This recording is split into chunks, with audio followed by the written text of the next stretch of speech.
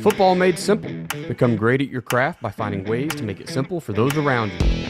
This is the Coaching 101 podcast hosted by Find a Way Productions with your co-host Daniel Chamberlain and Kenny Simpson.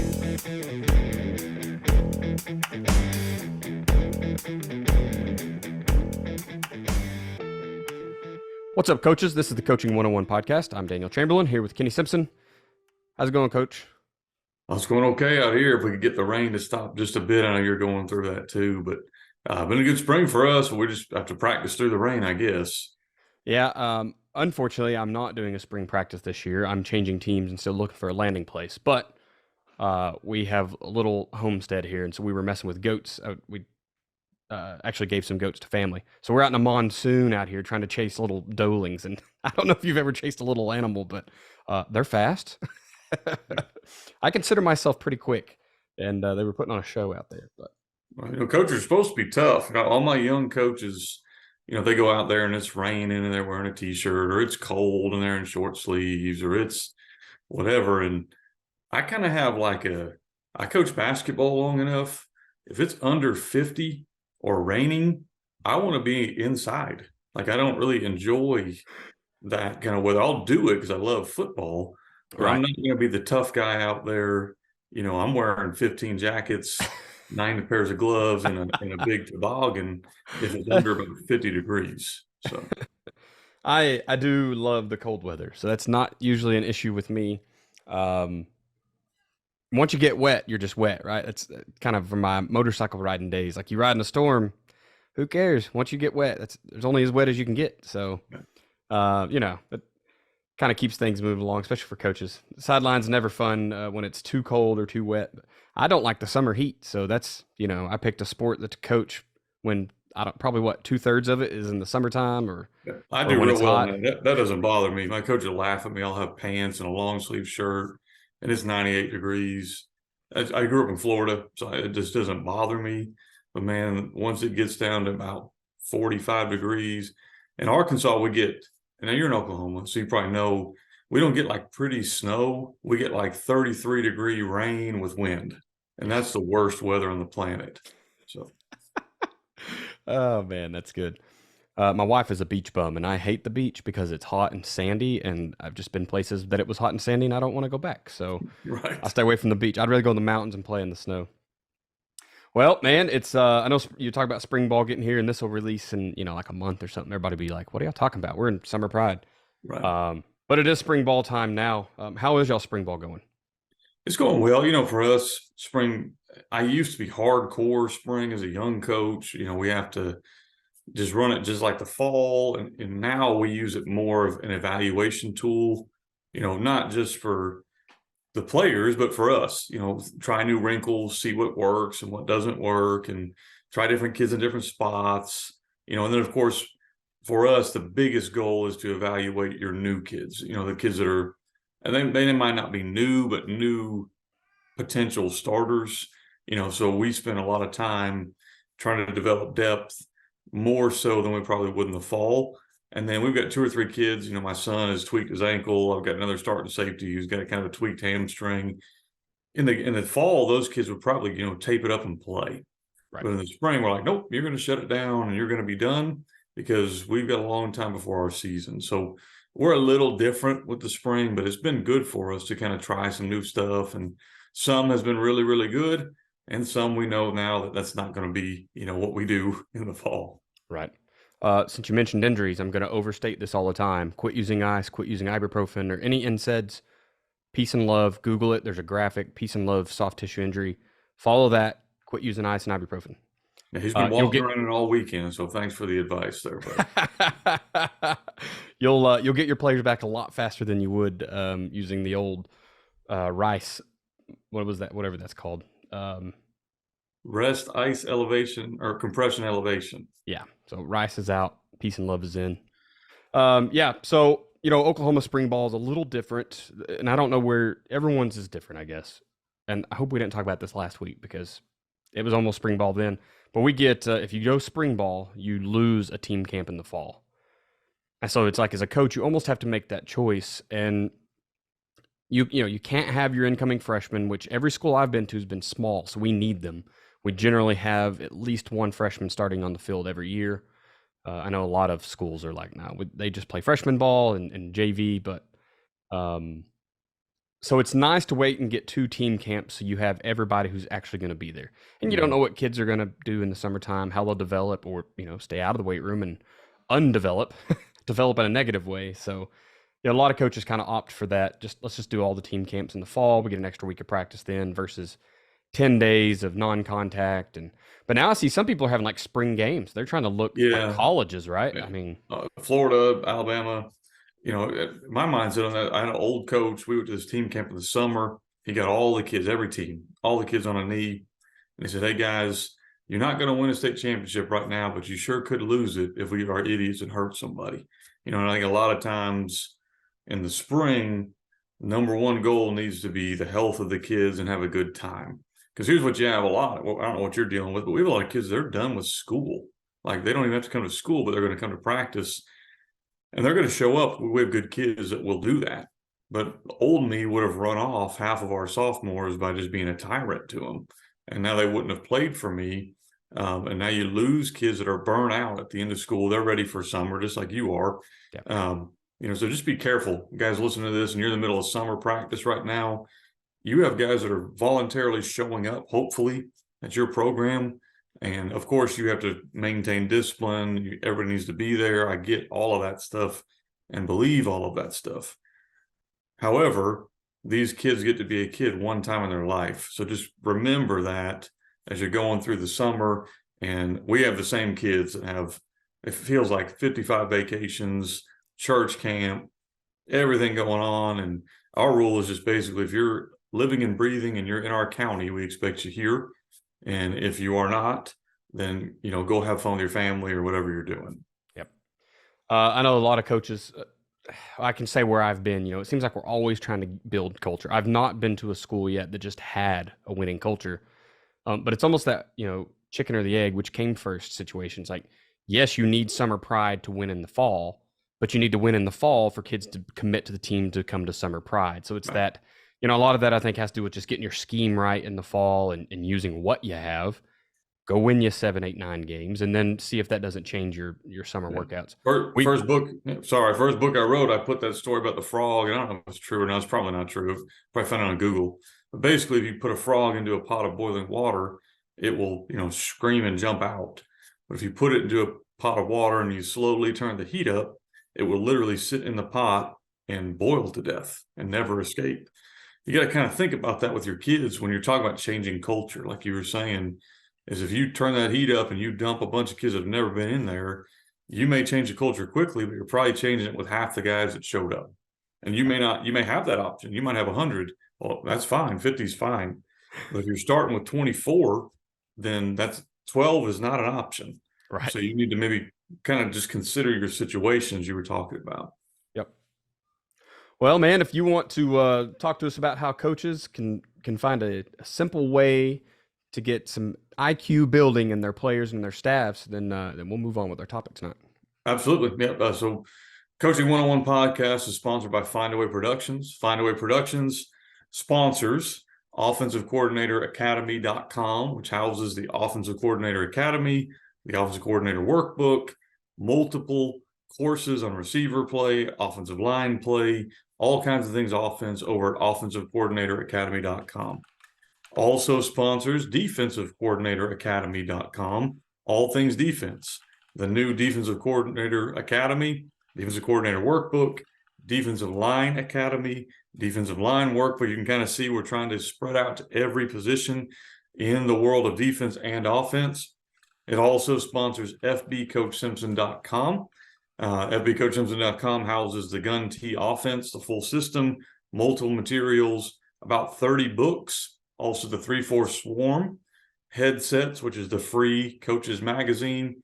And now if you're listening to this podcast and you would like information on when the next podcast is coming, you can go to fbcoachsimpson.com/podcast. And over there, you can sign up to get on our list. We will email you every time we release one of these episodes or any other materials that are coming out that you might be interested in getting. It's over at fbcoachsimpson.com/podcast. Awesome.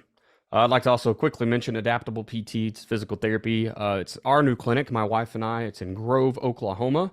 Dr. Samantha Chamberlain is her name. She's the head honcho there. She tells me what to do. She's my boss, but I'm the admin side, so I still get to be the boss. But she specializes in concussions and, of course, injuries, injury prevention, sports performance.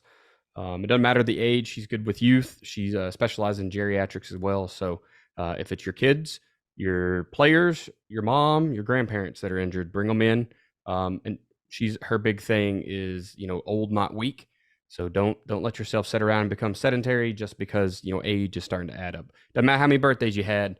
There's 96-year-old women that are powerlifting for competition, and they started in their 70s. So don't let anything hold you back. That's just an excuse, and she'll tell you that. She's pretty mean to me about when I say, "Oh, I'm hurting because something on me hurts." She's like, "Who cares? Go move. Movement is medicine." So, all right, appreciate it, Coach. So we'll jump right in here. So how we're talking staff or coaching organization tonight. So we're talking about how to organize your staff, whether it be positions, where to put your experienced guy, which side of the ball should you be a coordinator on? If you're the head guy, should you have a coordinator role? Do you need to give those up?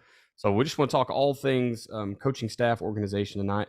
First question is, how should we organize our staff?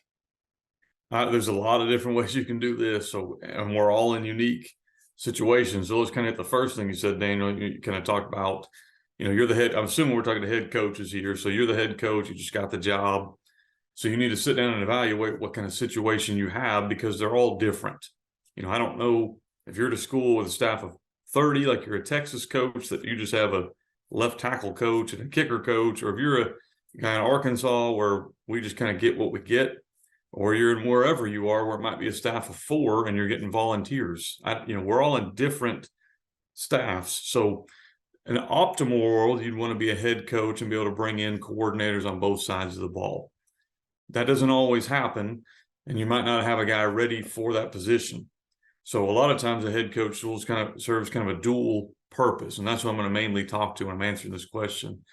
So like you might be the head coach / offensive coordinator, or the head coach / defensive coordinator. My first job, I was a head coach / defensive coordinator. I had to get rid of an offensive coordinator. Don't really want to go into a lot of personal reasons there, but then I've switched over and became a head coach / offensive coordinator, and I've been that pretty much the rest of my career. So I've always had a coordinator underneath me, but pretty much I did a lot of the heavy lifting on one side of the ball. So kind of coming from that mindset, now I'll start to answer your question, not be too long-winded. So first thing you got to do is you got to kind of rank what's most important to you. For me, the coordinator away from you is the most important guy you're going to have on your staff. Now, that guy is going to be able to do, one, you're going to give him a lot of responsibility. He's going to have time where he is basically a head coach of that side of the ball. So the way his culture rubs off on them needs to reflect your culture. He needs to be someone you can trust, and also somebody who's very capable in what they're doing. Then you have to, okay, so that's number one. Number two for me is always offensive line guys. Like I'm always trying to find guys that coach offensive line. I just think those guys are super important. I know we're going to talk probably more about that as we go through here, but I think that guy is hard to find. It's hard to find really good O-line coaches. So then you kind of rank your position coaches after that. I usually will work from there. Okay, we have 3 guys now. We have me, a coordinator away from me, and a line guy. Okay, well, if we were the only 3 that existed, that might be your staff. Right. And I might coach DBs or whatever, and he might coach, the defensive coordinator might coach something else. But if you can add from there, we're going to hire the best available guy wherever he falls. And then as a head coach or a DC, I'm going to expect one of us to pick up where we need to pick up. So the next best guy we hire is a really good receiver DB coach. Well, then I'll go coach quarterbacks, or I'll go coach running backs, or whatever it is. And then we're going to hire the next best guy we can find. And so we may, and then within that, you might hire a guy who was the 5th hire, and he's coached DBs his whole life, but where you're going to move him somewhere else. Well, I'm looking to hire people, not just guys who coach a certain position. And so we're going to hire the best kind of guy that we can do, that we can find. Then we're going to look at, okay, now once we've made our hires, we're going to look at, okay, what jobs need to be done outside of football. So I'm not just talking about like coaching positions, but you got to have a weight room guy. Okay, is that going to be you, or is there a guy on your staff that can run that? That's an extremely important position, because that guy pretty much is going to have the tenor or the kind of the culture of your off-season program. So if you don't have a guy on staff ready for that, it probably needs to be you. If you do have one, then that's awesome. You got to have somebody that can help you with fundraising. You got to have somebody that can help you with media, like a communications kind of guy. Somebody that can help you with relating to the kids, ordering equipment. Somebody can help you with technology. All of these things that a head coach needs to do. And we want to use the guys on our staff in the role they're capable of doing to kind of work on that. So we're going to organize our staff not just by what position they coach, but by what, and I'm putting quotation marks here if you're listening to this on audio, or what other duties, okay, that they do. So if those guys are really good at whatever it might be, we want to put them to work in that area, okay?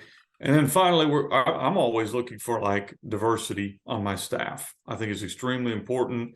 Our goal as coaches is to reach as many kids as possible. So there's the obvious diversity, like it'd be great to have different ethnic groups on our staff. Of course you want that. There's also the age range. I want older and younger coaches on my staff. Then you look at, I'm a big guy, we've talked about this before in this podcast, of hiring non-traditional guys, like guys that have Army background, or guys that have worked in the real world, or guys that are coming from somewhere different. Maybe a guy who isn't from our area, and then also a guy who is a graduate from this school. As much diversity as you can have in all things on your staff, if you are capable of balancing that as a head coach, is a very good thing. Now, you have to understand there needs to be a common goal, and you have to be able to kind of control that diversity and point it in the right direction. But if you can, I think every coach needs to do that. And I think when you look at even at the highest levels in the NFL, you're seeing guys that hire their friends and they all look the same and they all talk the same. And there's a reason those guys never win.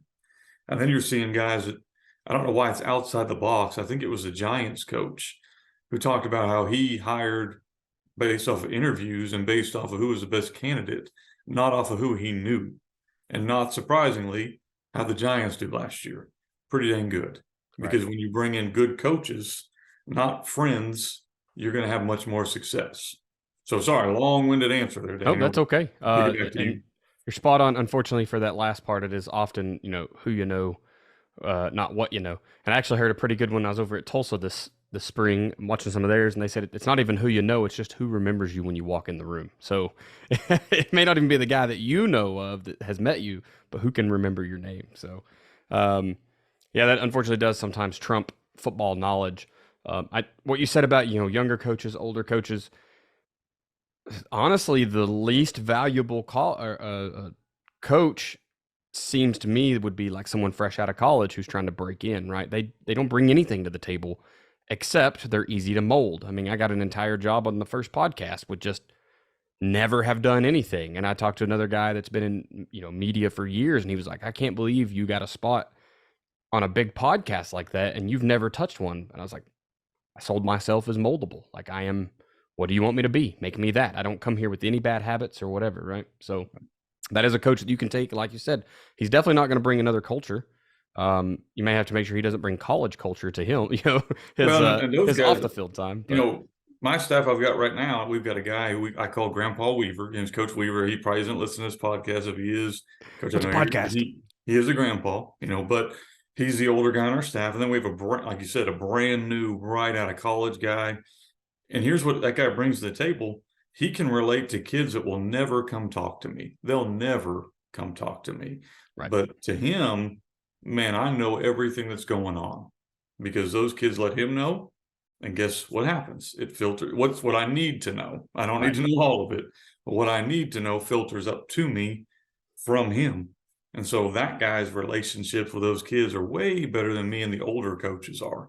Right. And then on the flip side, we can bring to him the experience of, okay, That's great. We have a good relationship here, and he does a great job of this. So I'm not just chip picking him, but now let's talk about having a professional kind of lines between player and then now how you can get on them and how you can. But man, that guy, to me, I know what your thought process was, and I agree with you that maybe they don't bring a lot X and O wise, but those guys can relate so well to the young guys. And as I've gotten older, I know I've got to have probably 2 or 3 of those on my staff. If you're in the opposite end of this, so you're a young head coach, go find 2 or 3 older guys. You want to go balance out, because if you're a young head coach, you probably are going to be able to relate to your kids more so than an old balding guy like me. So I've got to kind of balance myself out with these guys. Yep. Yeah, and I really like what you said about when you're talking about the duties, right? So fundraising, technology, communication. Make sure you have a collegiate liaison, someone who's staying up with the college side. Because, look, I'm just an assistant. I'm a nobody on the staff, but I'm still trying to help every kid get to. If they want to play college ball, I know that someone will take them, and I'm trying to help them get there. Now, I'm not great at it yet. I'm still learning the ropes myself, but we can at least make sure they're taking the right classes, right? Make sure that they can go play college ball. They're not limited by anything. Keep working on their GPA, their grades. So that's another position I would say you really need to think about. We handled all Promoting of your our program. You talked about college liaison. That's huge, but you also need somebody, if you're not talented at it, that can promote your program, because I know recruiting is illegal, and so I definitely don't do things that are illegal. However, you have to sell your program through social media, through the news, through the local newspaper, through the TV. If you're not speaking or putting stuff out for your program, no one else is going to do it. And so that's another big one. A lot of times those will be the same guy. Yeah. That guy who's going to promote you. He's also going to have great contacts with the media, potentially college coaches. That's the way your program develops. Is why do kids come play for you? Daniel, if you're a head coach, you're trying to get a guy, why do you want to come play here? You just moved into this area. What can we offer you? You have to be able to answer those questions honestly. Why is our school better than X, Y, or Z? We're not going to go out and illegally recruit people, but we do want to make sure they're aware of what we can do for them. Yep. And one of our other coaches this week, he called Twitter the LinkedIn for coaches. Yes. It is very, very, that's where all the networking happens, is on Twitter. And that's something you can sell to kids. Like, look, we do have this thing going for us. We do sell the program on Twitter, and coaches can see you to recruit you at different colleges and everything else. So we got a kid, our kid got 2 offers, and so far he's got a D1 offer and D2 offer, and he's got more coming, I think. At least one, probably both of those, was through a contact that I had through Twitter, who met the kid. Then the kid earned the scholarship. It's all him. It's nothing to do with me, but because of that connection, he at least looked at the kid, right? And now the kid has an offer. Yep. We even had an issue this year where it seemed like everything that had been written about our program was negative. And 3 wins in 5 seasons will get that for you. You go 0-10 3 years in a row. That's there might be a reason for that negativity. And the kids had just developed that very resentful play, and everything they did was just bad character. It just wasn't a good place. And so when we started changing the culture, and we called it changing the narrative, I started writing the newspaper articles. Like, that's how you control it, right? Because what you said was no one else is writing it. What we found was, they're writing it, but they're writing it in a negative light, right? They're going to sell you as like, oh, same old, the negative stuff continues. No, we just changed it. We just made it football, made it, a bonus for the kids to have their name in the paper, so their parents weren't embarrassed to pick up a newspaper for sure. Right. So moving on to the second part here, Netter, what are the key positions to ensure are coached well? And you kind of touched this on rankings of importance, but you mentioned O-line coach. So why is O-line so important? Well, to me, and Andy Reid just had an interview just a couple weeks ago where he talked about the hardest position to coach is the offensive line. If you can coach that spot, you can coach any spot in football, in my opinion.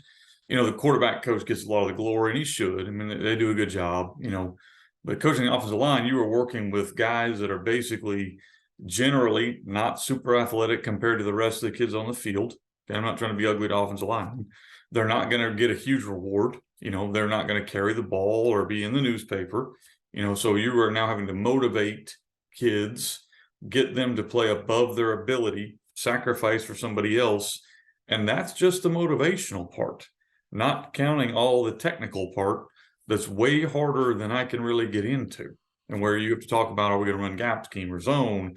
Do I understand gap scheme enough to make adjustments inside of every run we have and the multiple fronts we're going to see? Do I have the intelligence and the ability to not only understand how I would change it, but get our kids to understand that? So offensive line coach, in my opinion, and I've had multiple staffs where I've had 2 or 3 offensive line coaches that just coach different positions, because I'm always paranoid I'm going to lose one of them, and it's hard to go find them. So a lot of times I'll have an offensive line coach, and then I'll have a guy coaching the D line that could coach the O line, and a guy may be coaching tight ends that could coach the O line, because I think you can't have enough of those guys. And if you don't believe me, coach the O line for a year and just see how hard that is. So that's not my number one spot. Other than what we kind of mentioned already, that coordinator away from you, that guy is going to be, in the coaching world, we will always want to hope that guys are loyal and they want the same things that we do. And, especially since you probably hired this guy, you hope. But if you're ever going to get sabotaged, that's where it's going to come from. It's usually the other side of the ball. Because here's what happens in football almost every year. One side, the offense or the defense, has the better kids, and so they do better than the other side. That's just part of the game. So some years you might score a bunch of points, but you give up a bunch of points. Some years you have a pretty decent defense, but your offense struggles.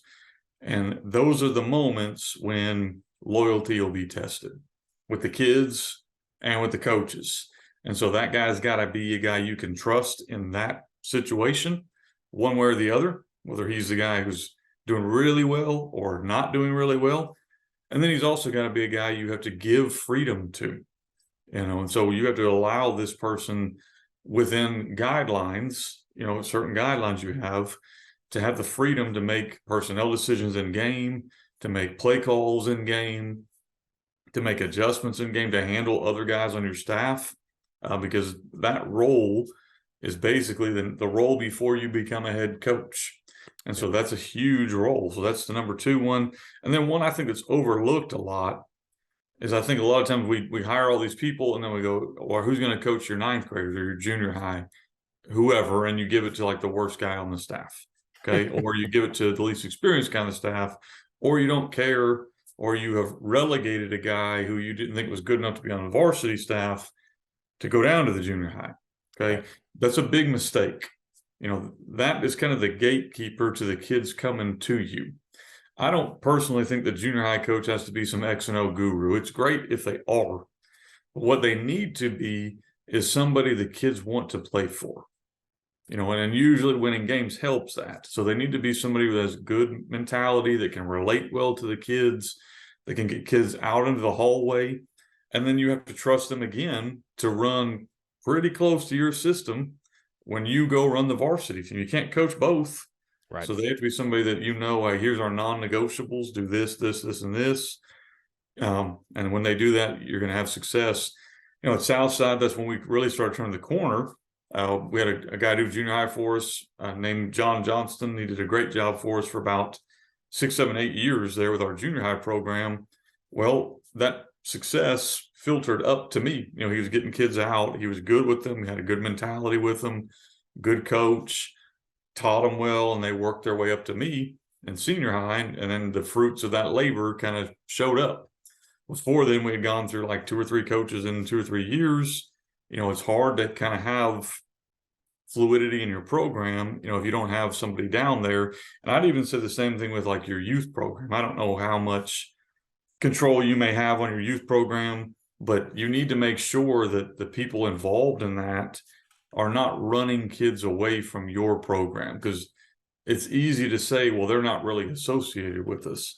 Well, if they're wearing your jersey with your name on it, they are associated with you, whether you want it to be that way or not, because perception is reality. So if that's the case, you need to make sure you have somebody down at those levels that is representing as good as possible what you want them to represent. So Right. don't neglect those areas. I understand, none of us as a varsity head coach signed up to coach third graders or fifth graders or even seventh graders. I didn't sign up for that. I don't really personally enjoy that. So I want to coach high school kids. Right. However, I've now been at a place going on 11 years now where I've been able to see the full cycle where they came in as third graders, cycled all the way up to seniors, and I saw the benefits for doing things the right way at the lower levels. And I would say a lot of coaches, you don't see that. I probably won't even be here when they come through. Well, I didn't think I was either, and here I am. And I'm glad that we did things right with those kids. You even tried to get away, and you had to I come did. back. I did right back. Right. Oh man, that's awesome. So I would like to think that everybody believes the O-line coach is the most important. Like you said, after the coordinator, we're talking just position coaches. And that coordinator, man, that's a tough one, the opposite side, because we all know who gets fired if you win or if you lose games, right? It's not the other coordinator. And so you really are, I mean, that is the guy that you're putting in good faith is going to help you make a successful career in hopes that they get to go on and kind of ride that coattail or that wave of success and get a job. And then they have to pass that on to someone and they have someone be loyal to them. But I think O-line absolutely is the most important. My second one is cut somewhere between, I think it's free safeties and DBs,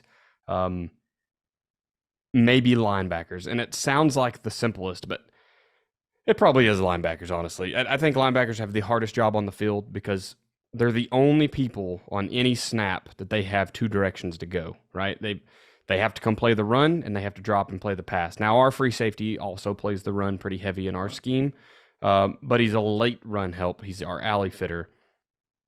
Those linebackers can't be late. They can't hesitate, right? They've got to come play the run. But also, we expect them to be back and pass and taking away, those hook to curl zones and low hole in the center of the field, whatever. So, man, those kids, if you have someone who's really good at stopping the run, great. You're going to yell at him when he doesn't stop the pass. If you have a kid that can run with anybody, if they want to, take a tailback on a vertical, he can stop him, but he may miss some tackles in the run game, and you're going to yell at him. So, man, they're really torn. I think they're the most torn position in football are those linebackers. So, any coach that can get there and get their minds right. Joe talks about the ASCA, so the alignment, stance, key reads, and assignment. If you can get them a coach that understands that within the defense coordinator scheme, and they can have these cats ready to go, I think that's worth their weight in gold, especially on the defensive side of the ball. Everyone else kind of has one job. D-line's just got to go, right? Maybe you got a spill or wrong arm or whatever you want to call it. DBs need to not get beat deep. But, those linebackers really have two ways to go. So I think that's probably my next favorite position coach, or most important, I should say. Yeah, I'd agree with that. I think DBs are up there too, obviously, even in quarterbacks. There's a lot of – each position has its own difficulty. I think those are – the one you mentioned was a tough one. And I'd also say if you're in the position where you're a head coach and you can bring a young guy in, who has desires to move up, letting them have the title coordinator while they work underneath you, I think is a good thing. I've had multiple guys who were offensive coordinators. They did a lot of the legwork. I called the plays on Friday nights, but they did a lot of the legwork of scouting, of preparing the game call sheet. I'm letting them script a lot of our practice, helping me come up with the game script for the game Friday night. And so they're getting a lot of that experience, taking a lot off of your plate, because as a head coach, if you're the head coach / OC, you're not going to be as good an OC as if that's all you did. It's just not going to happen. I had 1 year in the last 15 years where I've not been a head coach, and that was the best year I've ever called plays in my entire life, because that's all I had to do. I didn't have to worry about all the other crap that head coaches deal with. But if you can bring a guy on and he might be young and working up and letting him kind of get that experience, I've had guys that by week 7, 8, hey, you got this drive. And just you and them are in sync, let them have it. Right. So that's a good role for a young coach. It will help you as well. And again, you're just helping that younger guy advance his career a lot quicker by being able to give himself that title coordinator. Yep. And then, you talked about the head junior high or JV head coach or the freshman head coach. all those can be one guy, all those can be different guys. I think everyone needs that experience that I am the man. And, you know, they generally end up calling the offensive plays. So they really play that dual role, head coach, offensive coordinator, the lower teams. And if it is a guy like you just mentioned, like he's titled my OC, but I'm calling the plays on Friday night, that's a great place to put him. Like you're calling the plays every other night. I'll be on the headset on top of the booth, watching how the game's going on, maybe giving you some pointers, but this is your game plan. This is your game. You know, I've seen where people completely like they don't scout their lower teams at all. So I've seen no film swap for freshman and JV or junior high. And then this past year, I was introduced to they swapped every film like it was Friday night, but we're going out on a Monday or a Thursday or whatever. And they kind of had a game plan together. So I thought that was pretty neat. Yeah, so that is also a very important role. Definitely not just one to give to the next or the lowest lackey on the crew, right? Welcome to football. Also, you're a freshman head coach. So Right. Last part here. So how can we develop a staff? So how do you where do you send your coaches off to become more educated in football or better football IQ?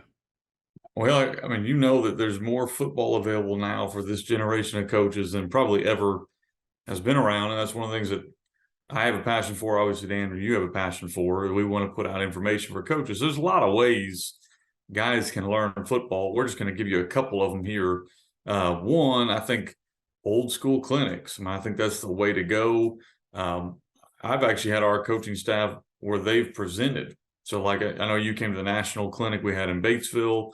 Well, I had 3 of my position coaches, 4 of them actually, either did a session or did an on the field deal. Well, how much do you think those guys were stressing that? A ton, because they're about to be in front of people talking football, guys who know football. So you can't get, you can kind of, say whatever you want in front of kids. They're really not going to call you out, but you get in front of a bunch of coaches and start saying crap that doesn't matter or doesn't mean anything, you're going to feel bad. So coaching clinics is great if you can somehow even do a local one where they have to present. That's where they're going to learn the most. And so that's been a big thing we've done. I'd recommend you give them authority. Like to me, we do a lot of different themes. So we do a theme each week. That's where I actually wrote those 2 books, Team Themes 1 and 2. And so that's where those came from. Like we did those, one at Searcy, one at Southside. Well, that's where that book came from, was basically our coaches each took a week. They had a word of the week, and then they did something Monday, Tuesday, Wednesday, Thursday with that theme. That could be quotes, it could be a video, it could be whatever, it could be discussion questions, it could be personal stories. It was whatever, but it was something that meant something to them. They got in front of our team. And then a lot of times those guys, right before we walk out Friday to play a game, that's the guy who talks to the team. Right. And so that guy kind of got his chance to be in front of the team all week, talking about that theme, what it meant, got to talk about it in front of the game. And so you're giving that coach a chance to really have a little bit of authority. And then we do a lot of positional specific awards, like, you do them in the weight room all the time, like 1,000-pound club or fastest guy or whatever. We do like offensive line shirts. I think one year we had the defensive line, they called themselves the War Dogs. It was something where they made their own shirt. Our DBs were I don't even know what they were called. We had the bomb squad with our receivers. So they all kind of come up with their own unique thing. And as long as it doesn't get out of hand, where it's us versus you, it's cool, I think, for a coach to take some ownership and pride. With our tight ends called themselves the Hybrids Club. I thought that was cool, and they related to their coach with that. That kind of stuff, let them run their own film. I know this sounds simple, but if you have 8 coaches, why are you watching film with one group of 40? You're not accomplishing what you want to accomplish. I don't care if you go in a closet with an iPad. Let them go in smaller groups with their coach. The reason a lot of times we don't do that is because as coaches, we haven't told our coaches what we expect from them when we watch film. So you got to do that on the front end. But once you've done that, allow your coaches to coach. I think that's kind of it can be a tough deal. And then the last thing I've got on here, like as you're trying to develop them, is ask them what their goals are. Like I've got an older coach on my staff. I already mentioned him. He just wants to hang around and coach football and be around kids and influence kids and coaches. And so That's his goals. So like, I'm not going to give him a bunch of extra duties. Like Right. he doesn't need extra duties. But I've got probably 2 or 3 guys on my staff. We want to be a head coach one day soon.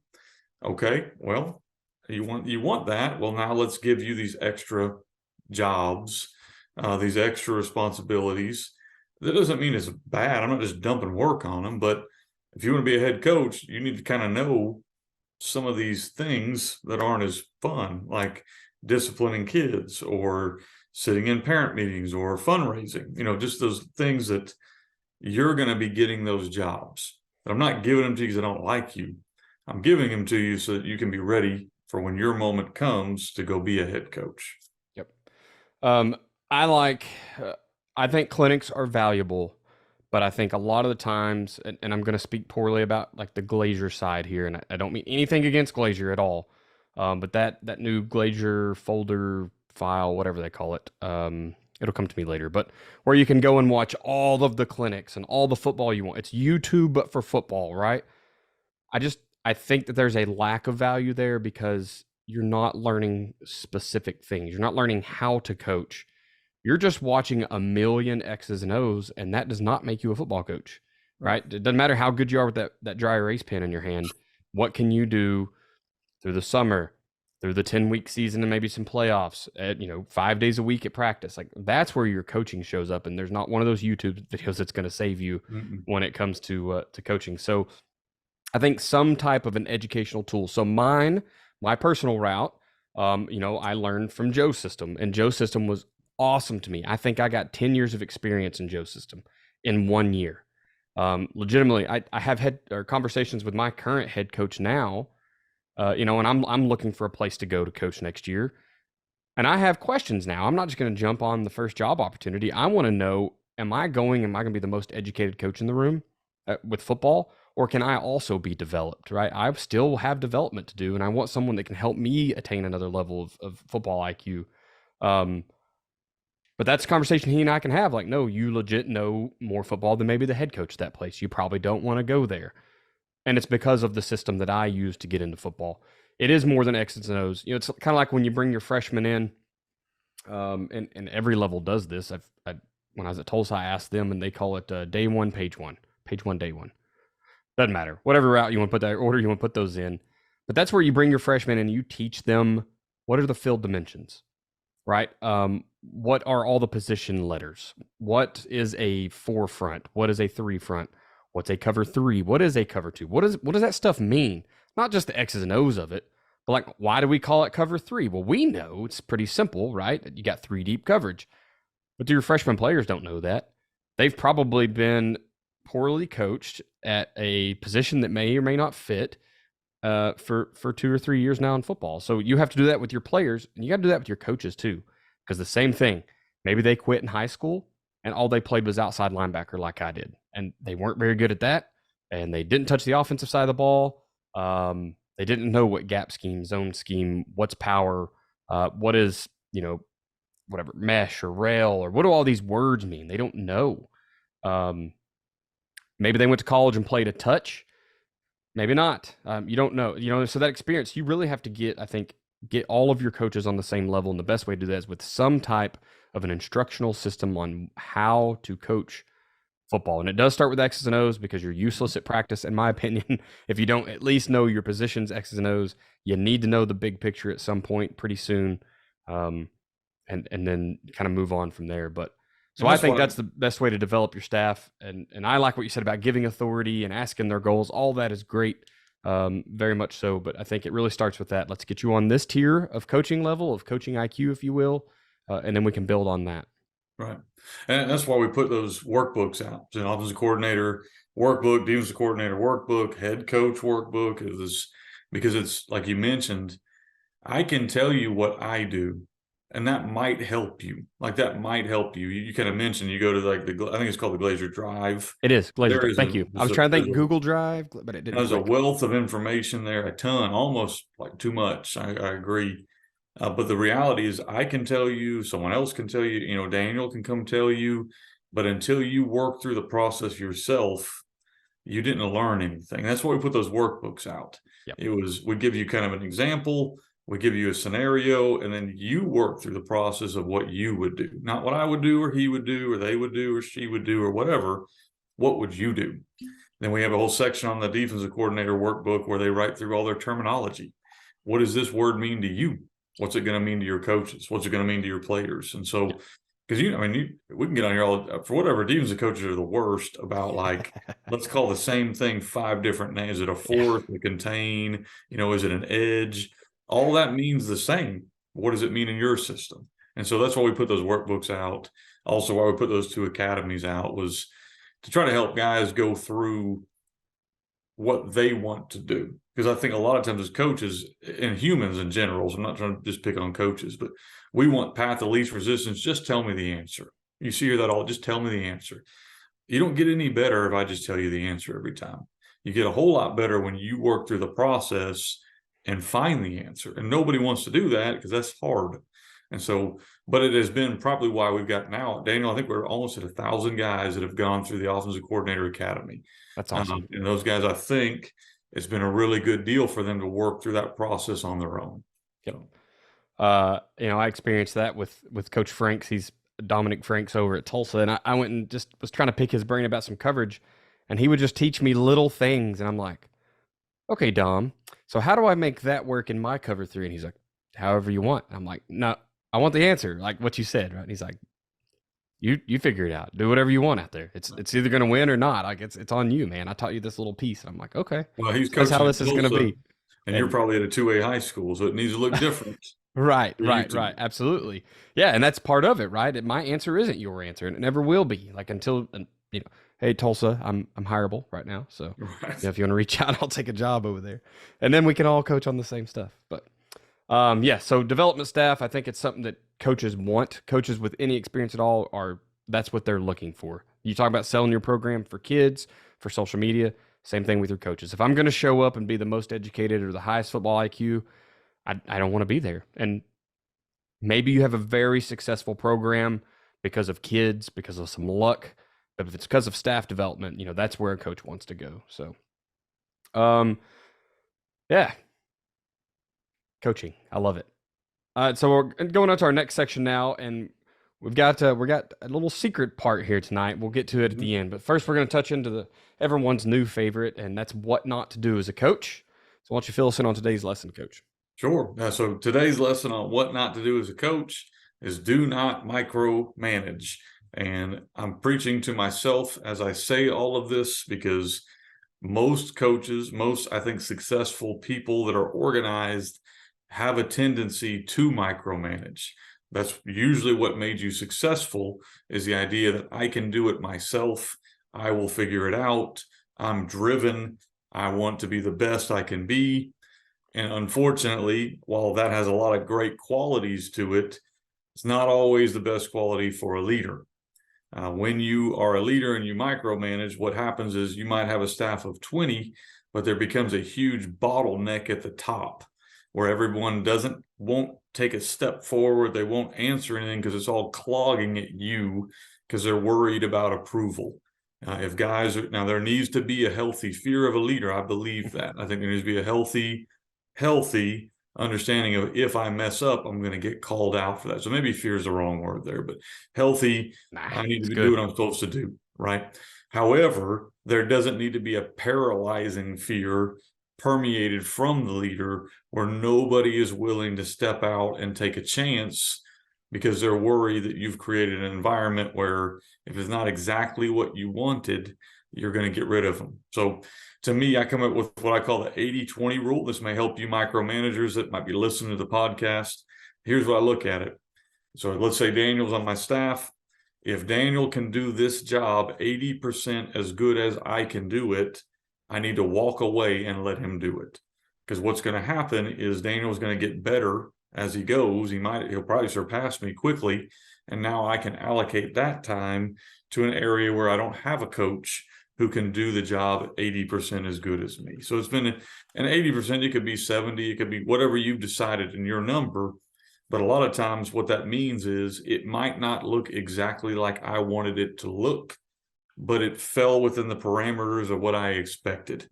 And so I'm going to allow that coach to do things different than I probably would have done it, as long as we're hitting certain parameters. And if you don't allow that to happen, one, coaches will leave because nobody wants to work for that guy. Two, you'll get extremely frustrated. And then three, nothing will get done because everybody will watch you work because they don't know what you want them to do.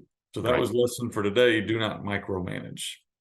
And there's something that we talk about in the military a lot. Obviously, we have leaders that can micromanage because we work on that. Like, you're not supposed to have more than 5 to 7 people under you at any given time, and that's how many you give orders to, and they have 5 to 7 that they give orders to, and on and on and on, right? But the more you give things away, so the more that I can let you take over a project or whatever, right? The more that I can delegate, the more power you get. And I don't know why that is, but if you're the guy that's running around like a chicken with your head cut off and trying to make sure everything gets done exactly to your high standard all the time, you're going to burn yourself out and everyone sees it. They know. And like you said, they're afraid to step outside the line and have a creative idea because, nope, I'm going to get my hand smacked and have to get back on the line. So if I can delegate, you always look cool, calm, and collected. It allows you a chance to think of higher things to deal with. And I kind of try to do that from the bottom. So as an assistant coach, that's really where I go, hey, head coach, here's what you need to do. You need to deal with admin. You need to deal with parents. You need to, at this point, call the plays on Friday night. I'll do everything else for you. Like, why you shouldn't have to do anything else.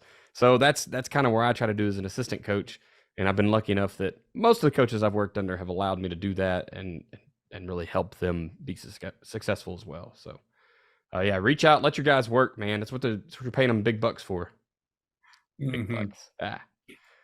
All right, Coach. We've reached the new topic or the new part of the podcast, and we're hoping this gets some of you guys to stick around. I don't really look at viewership towards like per time. I don't know what that looks like. Maybe YouTube tells you, but so we're gonna do a little rankings tonight. So we've all seen in the Twitter sphere the top 10 this, top 10 that, right, of football, and so that's where Kenny and I are gonna get started tonight, and we're going to do top 10 football movies. So, Coach, I'm going to let you go ahead and talk about your top 10 football movies and some reasons why, and then and I'll list mine. Sure. Okay, so I'm going to go ahead and start from the bottom and kind of work up. So these are top 10 football movies of all time. I'm going to go ahead and say the ones that did not make my list first. So I had 3. So I really kind of cheated and did 13 here, Daniel, but I had 3. Invincible, one of my favorite movies, didn't quite make my list. The Blind Side is another great movie, didn't quite make the list. And then We Are Marshall. So these are ones that were right off the list. So when you think, why did I leave that off? They were right there, didn't quite make it. All good movies. So these are my top 10, though. So number 10, it gives you exactly what age I am, Varsity Blues. I thought that was when I was coming through high school, played high school kind of in the South. Man, that was pretty accurate unfortunately, for how a lot of high schools went, but great movie. Number 9, The Program. I think if you've seen The Program, you understand, great football movie. Number 8, one of my favorite comedies, The Replacements. Keanu Reeves does a great job in that movie. Great job. Number 7, probably the saddest ending, but I actually read the book and watched the movie. So Friday Night Lights, I thought they did a great job staying pretty close to the book. Again, high school football in Texas is pretty accurate to what it was. Number 6 is Greater. I'm an Arkansas guy, so I got to give a shout out to Burlsworth. I thought that was a great movie. Took my kids to watch it, and the whole family cried at the end of the movie. So it was a great movie. If you've never seen it, the movie Greater, it's about Arkansas football, is a really good movie. Number 5 is The Water Boy, another comedy. I'm a huge Adam Sandler fan. I can quote and quote and quote and quote that movie over and over. One of my favorite movies to watch. Number 4, the original, not the new. The new one's good too, but the original, Longest Yard. I do like the new one too. I'm not downplaying it. Another Adam Sandler movie. Of course, I like it, but the original, hard to beat that one. Number 3, Any Given Sunday. I thought the speech, inches are everywhere around us. One of my favorite scenes of the entire movie. Great movie. Jamie Foxx does a great job on that too. Number 2, Remember the Titans. Classic movie. I think movie I could watch probably once a week easily. Denzel Washington does a great job in that. My number one football movie, because I love the underdog, and I'm not even a Notre Dame fan, is Rudy. And I'm not, again, like I mentioned, not a Notre Dame fan, a big fan of Rudy, big fan of that movie, just kind of that whole genre was all about. All right, so Daniel, what did I screw up, and what do you have? I your list is good as gold, as good as anybody else's list. I think I'll go through mine. Um, Mine's a little different. I'm gonna open with this. I have never seen the program, and I understand that I have got to watch it. And I don't know why. Maybe I saw it as like a youth, and I just can't remember it. Maybe I'll get into it and be like, oh yeah, I remember this. But everyone talks about it. Even could be the number one greatest movie of all time in sports, but I've never seen it. So my top 10 football movies a little bit different. Number 10 is Little Giants. I think that sometimes we get a little big for our britches as coaching.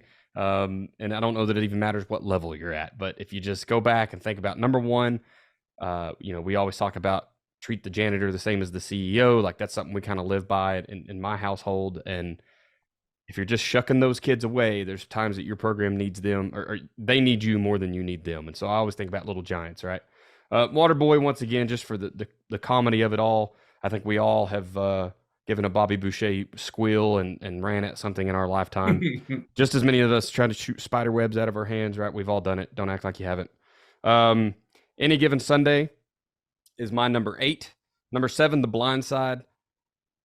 It moved down. I used to like it a lot more, and it's one of my wife's favorite movies, so it used to be higher on the list. But then the guy that it's about, he came out and said that movie really kind of made me look like an idiot, like I am, can't read, I'm super stupid. Yeah. Yeah, and he was like, that's not me at all. So the movie was completely bogus and false, but still a good premise. So good show overall. I really like heartfelt movies, so it worked for me.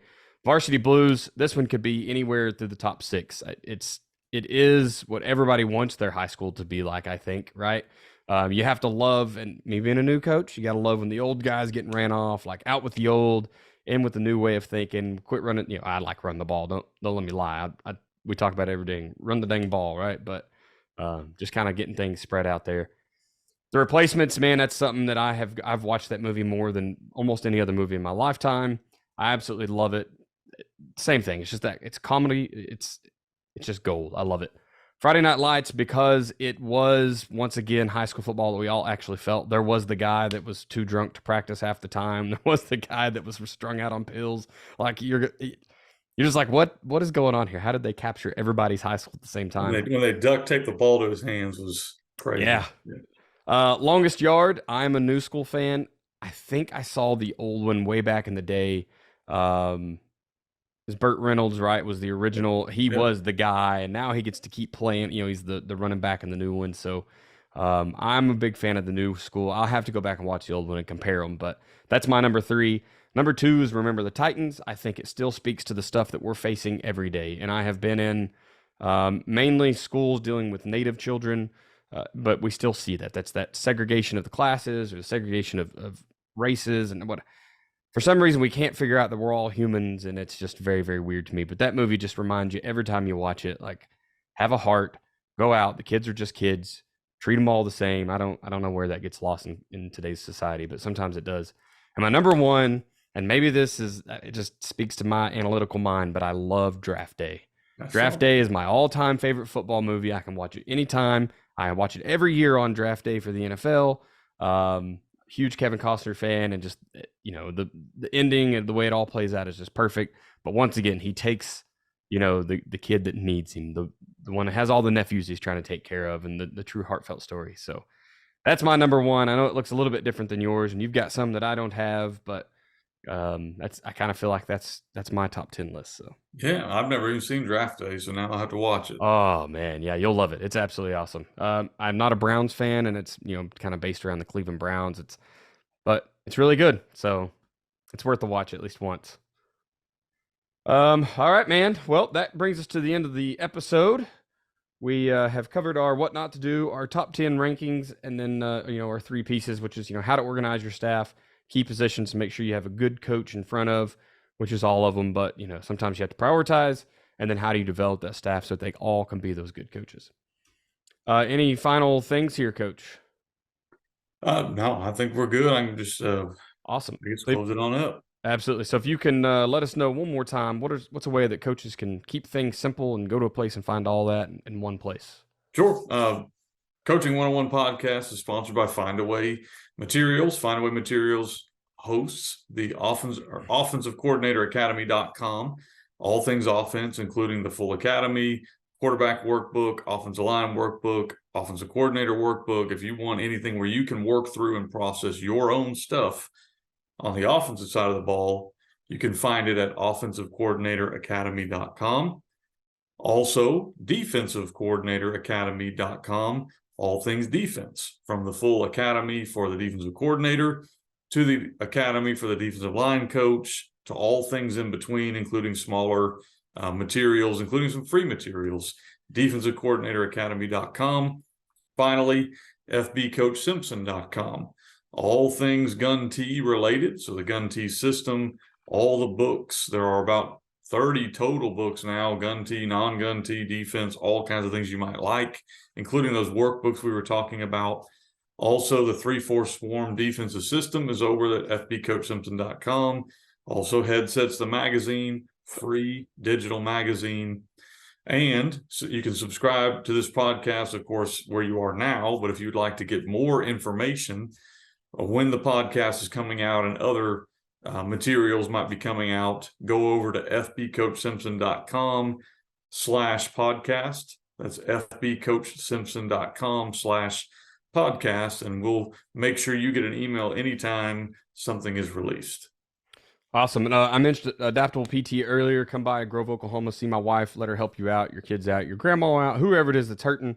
Concussions, we're getting to that time of the year where we're starting to put some helmets on and you're going to have some concussions, unfortunately, but reach out to a specialist. If it isn't my wife, find someone who knows what they're talking about, someone who's well-studied in the modern way to handle concussions. It is no longer sitting in a dark room for a week and waiting for the symptoms to go away. It's movement, it's getting out, stay away from contact, but we're beyond sitting in a dark room. Also, my other project is athleticspeedandmovement.com. It is a place where we're helping you teach your kids to be fast. I know everyone always says you can't coach speed, but I absolutely think that's bogus. Most of your kids don't know how to run. They don't understand the physics of it, and you may not either. Go over to athleticspeedandmovement.com, sign up there today, and you can get an understanding of how to make your kids run fast. And our goal there is for every one of you, when you go on an away game, they left the grass long for you. So if you show up and the grass is 3 inches long, you know that they think you're fast and they're afraid of it. So that's how we want all of you to be. We wish that you all had to play on long grass on away games. So athleticspeedmovement.com. All right, we want to thank you for being social media. Almost forgot, man. Social media here. On Twitter, I am at Coach Chambo OK. You can also catch me at email at chamberlainfootballconsulting@gmail.com. Look up Wilt Stilt, copy his last name, put it in front of footballconsulting@gmail.com. You'll get me. Coach Simpson, where can we get you at, sir? All things FB Coach Simpson. So FB Coach Simpson on Twitter, fbcoachsimpson@gmail.com is my email. Again, feel free to shoot myself or Daniel an email if you have a topic you'd like us to cover or a guest you'd like us to bring on, or you want to come on. Just let us know. We'll make sure we take care of you. And I think we've got a Twitter account for the podcast as well, Daniel. I'll let you do that. Yep, podcast is at Coaching 101 Pod. That's on Twitter. Man, we share our episodes there. We have some little clips of each episode going throughout the week. Our top 10 lists and graphics will be on there here pretty shortly, if they're not already. So it's a great place to just kind of keep up with what the podcast is doing. Also, same thing, if you want to reach out there, you can tag us in a post or whatever. Feel free to share our little quips or whatever it is you want to do. It's a great place just to socially network. Lots of other coaches are on there as well, so it's a place for you to kind of be in a room with other coaches that are trying to make themselves better. We talk about development is key for coaches. That's a place where coaches are all trying to get better. I want to thank you for being a listener of the Coaching 101 podcast. We hope you'll join us next week as we continue to make the complex more simple. Please consider subscribing to the show so you'll always know when the new episodes are out. Check out our YouTube as well, and that's over at FB Coach Simpson on YouTube, and he's got the podcast episodes listed there. We will leave you with this. It's hard to beat someone who never gives up. No matter the situation, find a way.